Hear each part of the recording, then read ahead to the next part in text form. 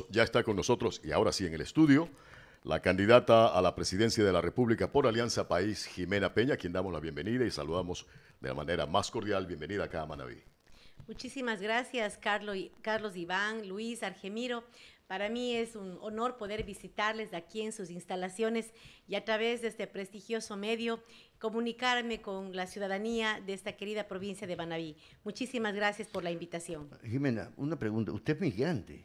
Así es, yo soy Usted, migrante. usted salió ¿En qué año salió aquí? En el 95, cuando tenía 19 años, ya. me endeudé al Chulco, al 5%, en $7,000, en esos años donde todavía habían sucres, y me fui a Estados Unidos en búsqueda de oportunidades, desilusionada de lo que pasaba con mi país en la década de los 90, recordarán ustedes, los cambios de gobierno, la corrupción, lo que hemos visto, algo similar a lo que estamos viviendo lastimosamente nuevamente los ecuatorianos. Decidí que el Ecuador no me iba a dar las oportunidades que yo deseaba y me fui a Estados Unidos de manera irregular. Irregular. Así es, Después mojada, ya- mojada. Ajá. Como dicen los mexicanos, espalda mojada. Bueno, salió usted asambleísta por, Los migrantes, ¿no? por Estados Unidos, Canadá, es la cosa. Así es, yo comencé allá en Estados Unidos, luego de 18 años de haber vivido allá, comenzamos a respaldar este proyecto político de la Revolución Ciudadana, que por primera vez le reconoció a los migrantes sus derechos de participación es. política y pudimos ya elegir representantes. Ahí me sumo a las filas, comienzo a apoyar el proyecto político y 4 años más tarde logré ser asambleísta. Y retorné a mi país luego de 18 años con este enorme deseo de ser parte de ese proyecto de transformación. ¿Y ahora qué la motiva correr por la presidencia de la República a Jimena Peña? Mire, nuestro país está viviendo una página muy oscura en su historia. Lo que vivimos en la época de los 90, recordará usted cuando veíamos con dolor cómo nuestros viejitos de la tercera edad sufrían porque vieron toda su plata congelada por los bancos, algunos se suicidaron, la corrupción, la politiquería, esos cánceres realmente que hicieron que los ecuatorianos perdamos la esperanza durante esa década. Y vemos ahora una situación muy similar, vemos que la tasa de suicidios dentro de nuestros jóvenes se incrementa, vemos una pandemia que ha cobrado la vida de miles de ecuatorianos, vemos la incapacidad de un gobierno de responder adecuadamente a estos retos y vemos la corrupción, vemos los políticos también como los grandes responsables de todo lo que nos pasa como Ecuador. Y era importante decir presente porque estoy convencida que en este momento, en esta página del Ecuador, este país demanda el liderazgo, un liderazgo diferente, un liderazgo de menos pelea, de menos bronca, de menos ego, que me vengo, que te persigo. Eso realmente no ha solucionado para nada los problemas de los ecuatorianos.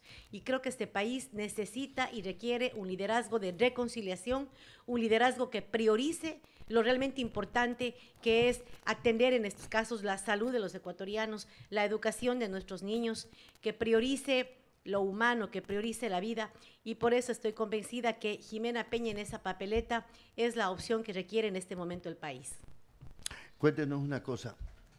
¿Cómo hacer en esta campaña por Alianza País si el presidente de Alianza País es Moreno y usted sabe que está en todo por la paz de los caballos?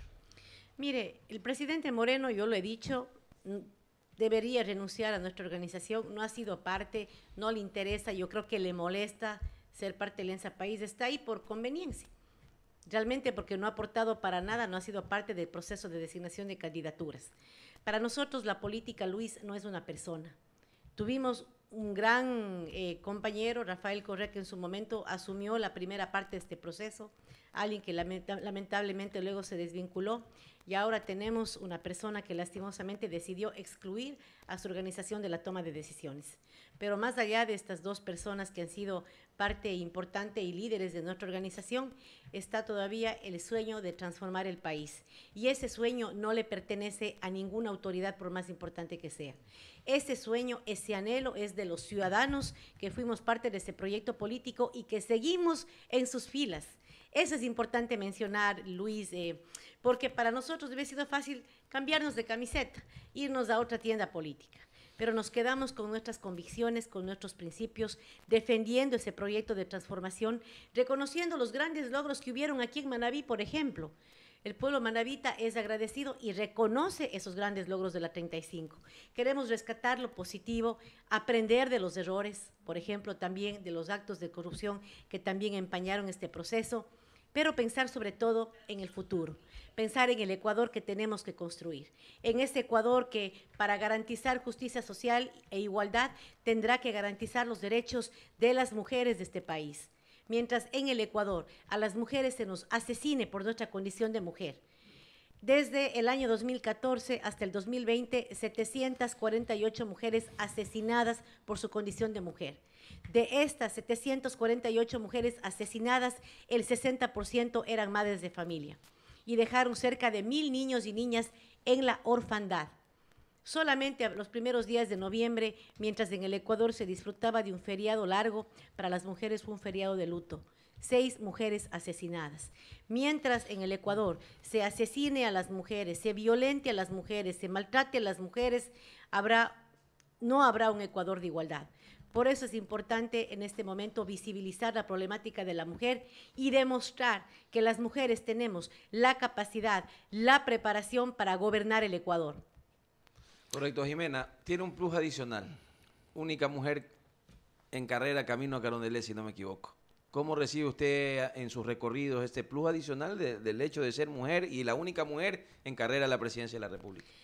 Mire, Argemiro, es un gran compromiso, pero también es una enorme oportunidad para motivar, para empoderar a la mujer. En las reuniones que hemos tenido durante estos días aquí en Manabí, estuvimos en los bajos de Montecristi. Habían ahí nuestras mujeres de las comunas y empoderándoles, hablándoles de los derechos de las mujeres, hablando de la violencia intrafamiliar, hablando de que nuestro Estado no ha sido capaz de diseñar un adecuado sistema de protección que garantice la vida. El auxilio a las mujeres, Carlos Iván, Luis y Argemiro. En este país hay mujeres que huyen a la medianoche con sus niños y huyen de sus hogares para precautelar su vida y no saben a dónde ir, a dónde pedir auxilio, no hay centros de acogida. Tenemos entonces que darle una salida a esa mujer que está siendo maltratada. Y creo que es fundamental empoderarle a esa mujer y decirle, mira, no estás sola, el Estado te acompaña. Aquí van a haber centros de acogida, te vamos a capacitar para que puedas enfrentar tu vida sola, probablemente trabajando de manera independiente, pero que puedas retomar tu vida en una, y retomar una vida de paz. Que realmente una mujer que está siendo violentada en su hogar no tiene una vida de paz, está siendo violentada, está siendo maltratada y sus hijos están viendo esos actos de violencia. Así es que queremos trabajar por esa mujer maltratada, por esa mujer campesina. El 50% del trabajo agrícola en la región lo realizan las mujeres. Y lastimosamente las mujeres no son dueñas de la tierra. Las mujeres no acceden a un crédito bancario. Es decir, que la pobreza, la desigualdad económica afecta a la mujer. Imagínense que esa mujer sencilla y frágil hace el 50% del trabajo agrícola de este país. Este año no menos de 81 mujeres han sido asesinadas. Solo este año. Así es, solo este año. Los primeros días de noviembre, 6 mujeres asesinadas. Entonces, esa es una línea de trabajo desde la Presidencia de la República a merecer toda la atención del caso en el evento de usted ser la mandataria a partir del próximo año. La atención a la mujer y la defensa de la mujer. Así es, Carlos Iván será un pilar de mi gobierno que lo dirigiré personalmente para asegurarme que tenga la prioridad y la agilidad en el proceso para comenzar a dar salidas a las mujeres ecuatorianas. Por graficar algo en un país que queda casi devastado luego de un ejercicio administrativo de 4 años, en materia económica, ¿qué propone Alianza País para justamente reactivar, ir de a poco mejorando en ese tema para beneficio de los ecuatorianos? Mire, la economía en el Ecuador, el primer lugar lo que requiere son recursos. Y los recursos siempre van a ser limitados, es una realidad. Yo creo que en este país tenemos que revisar los incentivos tributarios. Durante los 3 años se ha legislado muchísimo a favor del sector privado. Yo creo en el sector privado. Todos los migrantes que salimos del país vamos con el afán de trabajar, hacer nuestro capitalito y abrir nuestro primer negocio. Esa es la visión del migrante. El migrante quiere ir a buscar ese capital que requiere para comenzar su vida acá en el Ecuador. Lo que queremos es, en efecto, que estos incentivos que se crearon para comprometer al sector privado a crear las plazas de trabajo que se estaban perdiendo dentro del sector público, pero lamentablemente veíamos ya, incluso antes de la pandemia, que no había un compromiso real en esa generación de empleo. Es decir, se beneficiaron de algunos incentivos, dejaron de tributar, pero no vimos una corresponsabilidad y compromiso en la razón por la cual recibieron ese incentivo, que era la creación del empleo. Ahora, luego de una pandemia, obviamente están mucho más golpeados y realmente creo que esta creación de empleo que debía generarse con los incentivos se ha convertido en una utopía. ¿Uno de esos incentivos se refiere usted a la condonación de intereses al sector privado? Así es. ¿De los 4.000 millones de dólares de deuda? Aunque esa medida realmente no fue para incentivarles, fue más bien para permitir al Estado generar liquidez, porque no teníamos los suficientes dólares ingresando, el Estado no estaba recaudando lo suficiente y tenía que seguir cubriendo la salud, educación y otros gastos. Ese fue más bien una medida de permitirle al Estado recuperar esos tributos de manera más ágil, caso contrario hubiese tenido que esperar 7 y 8 años de litigios. Tomando en cuenta que esa no es una medida idónea, porque lo que nosotros queremos crear desde el gobierno es una cultura tributaria de responsabilidad. No es posible que al dueño del restaurante de la esquina el SRI le clausure porque no paga su tributo y resulta que tenemos grandes empresas con grandes capitales, con grandes cuentas pendientes y nunca les pasa nada. Y más bien esperan cruzados de brazos la siguiente remisión para beneficiarse de nuevo. Es lo que pasa con la justicia. Porque se lleva una gallina criolla, quieren mandarlos 50 años en la cárcel y como cumplen una sentencia aplauden. Pero hay puerta abierta para llevarse los millones de dólares y no pasa nada. Así es. Esas situaciones realmente lo que hacen es minar la confianza en la institucionalidad. Y en este sentido, retomando el tema económico, lo que queremos es redireccionar esos incentivos para los empresarios pequeños y medianos. Queremos apoyar al artesano, queremos apoyar al pescador artesanal, queremos apoyar al agricultor familiar, que en estos momentos, por ejemplo, no ha podido recibir un préstamo de $500, de $1,000, porque cuando va a aplicar le piden una larga lista de requisitos. Lo primero, tienes que tener buen crédito, nunca debiste haberte demorado en un pago.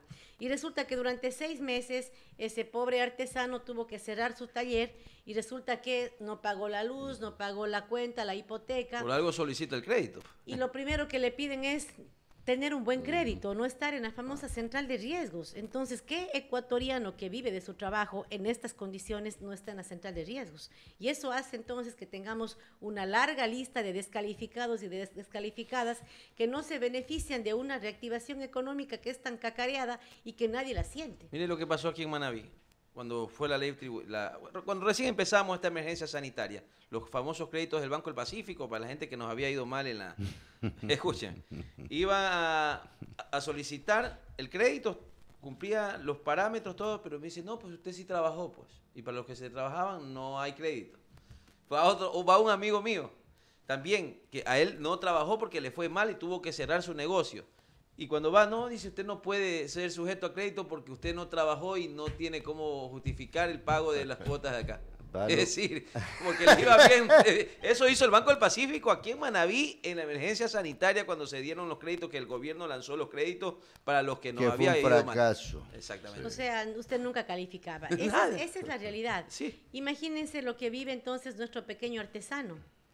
Realmente una situación de indefensión y de total abandono. Ahora con trámites sumamente engorrosos, tanto en Corporación Financiera Nacional, cuanto en Banfomento, entidades crediticias del Estado. Hay una serie de requisitos que al emprendedor le hacen dar marcha atrás, porque realmente no puede cumplir con todos esos requisitos. Así es. Entonces, debería haber una dinamización en cuanto tiene que ver al otorgamiento de crédito desde el sector público. Y lo que se tiene que hacer es cumplir la ley, Carlos Iván. Desde el 2014 está vigente el Código Monetario y Financiero. Y esa ley obliga tanto a la banca pública como a la privada a flexibilizar los requisitos. Pero aquí nadie cumple la ley y no hay una autoridad que tenga, digamos, la fortaleza para exigir que la banca, que es el sector más poderoso de este país, cumpla con lo que establece la ley. Los servicios financieros son una utopía para nuestro artesano, para nuestro agricultor. No tienen una cuenta en el banco, no tienen una tarjeta de débito. Entonces, nosotros queremos enfocar todo nuestro esfuerzo y los recursos que podamos tener a través o dejar de percibir a través de estos incentivos, pero dirigidos para los sectores pequeños y medianos, que aunque son pequeños y medianos, representan el 64% del empleo en este país. Queremos entonces ayudar también, por ejemplo, con estrategias de copago de nómina. Queremos que las mujeres obtengan un trabajo. Queremos que los jóvenes también sean empleados. Y en estos momentos no hay esa creación de plazas de trabajo. Entonces, si tenemos un mediano empresario que está dubitando entre contratar o no contratar, queremos decirle, contrátale. En todo caso, te vamos a dar facilidades, a lo mejor incrementamos nuestro aporte a la seguridad social para que tú no tengas que aportar, incluso la posibilidad de dar un incentivo de copago de nómina, con la finalidad de que se genere esa plaza de trabajo. Porque generando esa plaza de trabajo, esa familia va a tener con qué solventar sus gastos y con qué consumir. Mientras en este país no tomemos medidas para incrementar la demanda de productos, nadie va a vender, nadie va a tener que producir, porque nadie produce si tiene una bodega llena de productos que no sale. Usted produce cuando sus productos se venden. Queremos que los ciudadanos tengan ese recurso para que puedan hacer el gasto. También tenemos una estrategia en el ámbito económico llamado renta básica, que es un mecanismo de pago solidario que le va a permitir a los que han perdido el trabajo durante la pandemia en situación de emergencia, por ejemplo, recibir una renta básica de $400, digamos, un salario básico, para que pueda pagar con esto la luz, el agua, servicios básicos, su seguridad social voluntaria, para que pueda comprar también sus productos en la tienda, el vestuario. Esto es un mecanismo de pago electrónico, no es dinero en efectivo, pero es un mecanismo de pago que nos va a permitir que nuestras familias que están sufriendo durante la pandemia y la emergencia económica puedan tener condiciones de vida digna, mientras también colaboran a la dinamización de la economía, porque lo que no podemos permitirnos es que la economía siga paralizada. O sea, a través de esta renta básica vamos a garantizar un consumo que nos permite dos cosas: garantizar condiciones de vida digna a los que están totalmente golpeados por la pandemia, pero a su vez también garantizar cierta dinamización económica que nos permita mover el aparato productivo. Jimena, para terminar esta entrevista, aquí la está mirando y escuchando la gran mayoría de los manavitas. Denle una razón a los manavitas por qué votar por Jimena Peña y su lista 35. Bien, Jimena Peña es una mujer de origen humilde. Creo que mi condición de migrante revela que en efecto comparto el sentir y la vivencia de la gran mayoría de ecuatorianos. Los que emigramos del Ecuador fuimos los pobres, porque Jimena Peña no migró de becada, no migró de turista, migró de mojada, a buscar las oportunidades que mi país me negó. Esas oportunidades que en la actualidad sienten nuestros jóvenes, sienten nuestras mujeres, sienten la gran mayoría de ecuatorianos, que el Ecuador le está negando oportunidades y probablemente mientras hablamos muchos jóvenes estarán pensando en irse del país porque no sienten que no tienen el futuro y las oportunidades. Yo quiero apelar a lo que represento. Jimena Peña no es la hija del gran empresario. Jimena Peña no es, digamos, la figura que sale de candidata porque tiene un padrino atrás. No, Jimena Peña es una mujer, es una migrante que quiere pedir el voto a los ecuatorianos y será Jimena Peña la que responda por las acciones de su gobierno. Conociendo convivencias, lo que es la pobreza, la falta de oportunidades, lo que es superarse a través de mucho esfuerzo, quiero colocar esas características, esas cualidades que son propias de la mujer ecuatoriana al servicio de nuestro país. Creo que en la política ecuatoriana hay demasiado ego, demasiada vanidad de los que han dirigido la política en el país. Y estoy convencida que este nuevo momento es de las mujeres.